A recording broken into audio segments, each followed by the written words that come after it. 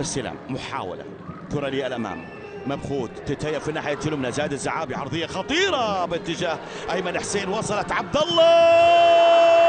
هلا هلا هلا هلا هلا يا عبد الله. 1-0 يسجل الجزيرة أخيرا هدف المباراة الأول بتوقيع عبد الله رمضان بكرة قوية تستقر في شباك البرتقالي. عبد الله يسجل الجزيرة ويصل إلى رابع أهدافه هذا الموسم بعد أن سجل في مرمى العين، سجل في مرمى الشارقة، سجل من جديد في مرمى العين، يعود الآن ويسجل في هذه المباراة.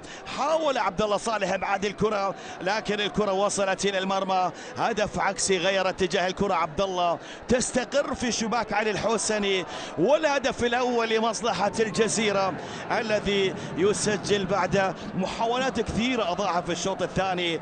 الآن فرصة أخرى تترجم إلى هدف عكسي. عبد الله صالح يسجل ويتقدم لمصلحة الجزيرة.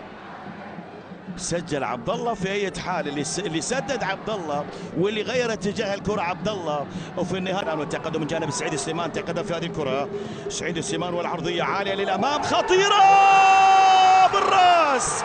وليد ازارو يسجل كره راسيه ويعيد البركان المباراه. سعيد السليمان في اجمل عرضيه مثاليه والراسيه من وليد ازارو، يسجل ويصل ازارو الى هدفه السابع هذا الموسم. صعب عليك يا خصيف، وهدف التعادل البرتقالي للبركان. وليد ازارو يسجل بكره راسيه في شباك الجزيره، وعجمان يعود ويرد بشكل سريع بعد هدف عبد الله صالح بالخطا في مرماه. الهدف العكسي اللي سجله عبد الله صالح، الان يسجل ازارو ويعيد عجمان المباراه. انظر الى هذه العرضيه من جانب سعيد السليمان، شوف المباراه اللي استمر فيها التعادل السلبي حتى